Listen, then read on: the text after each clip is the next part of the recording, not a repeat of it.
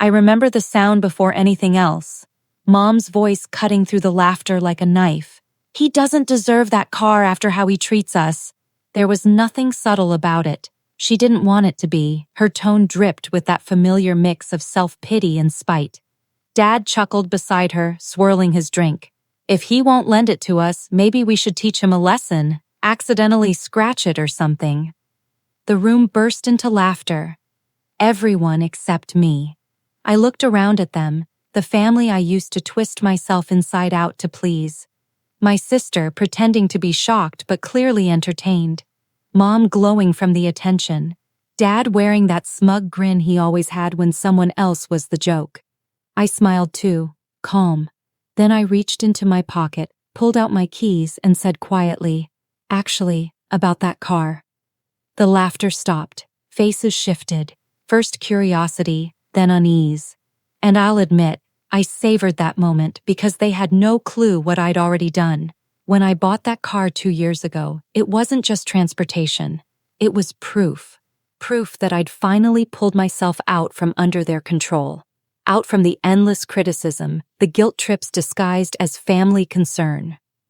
When I left home, they called me ungrateful. When I started my business, they said I'd fail. And when I didn't, when I actually made something of myself, they suddenly wanted back in. They didn't celebrate me. They calculated me.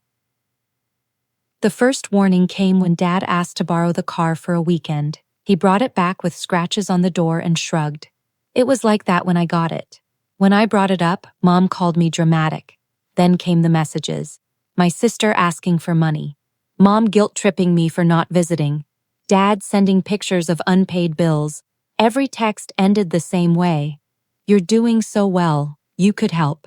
I ignored most of them. Until one night, a message popped up that wasn't meant for me. It was from my sister. "Just tell him we'll fix it later. He'll believe anything Mom says."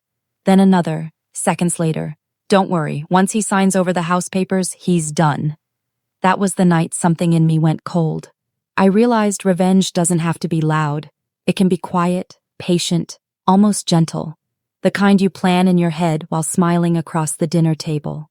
So, I started small. I gave them exactly what they thought they wanted. I agreed to help refinance the family home. I offered to move some money from my business into a joint account under Mom's name, her idea, of course. She called it a family trust. I set it up just how she wanted. Except, the papers she signed weren't what she thought they were. That trust account was actually a liability, tied directly to every unpaid bill, every old loan, every financial mess Dad had created over the years. Every single debt became traceable to them, quietly, neatly, legally. By the time they figured it out, it was too late. The debt collectors weren't calling me anymore. They were calling them. Now, back in the living room that night, the smell of roast chicken hung in the air. Laughter still lingered faintly as everyone unwrapped gifts, pretending nothing had changed. Mom's snide comment still echoed in my head. Dad's laugh still stung. I turned the car keys over in my hand. "Actually, about that car," I said. Every eye turned toward me. "I sold it last week," I continued. "Transferred the money into your account, Mom." Her eyes went wide. "You what? Why would you do that?" I leaned forward, my voice steady. "The family trust account, remember?" She blinked, confusion giving way to dread. I saw it then, the realization spreading across her face, the color draining away. Dad frowned, clueless.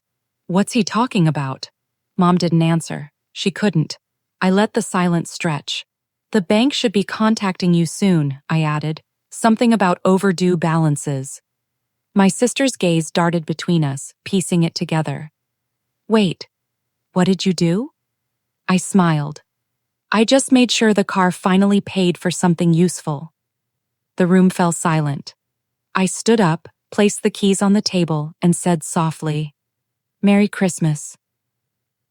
As I walked out, I didn't feel guilt, only calm.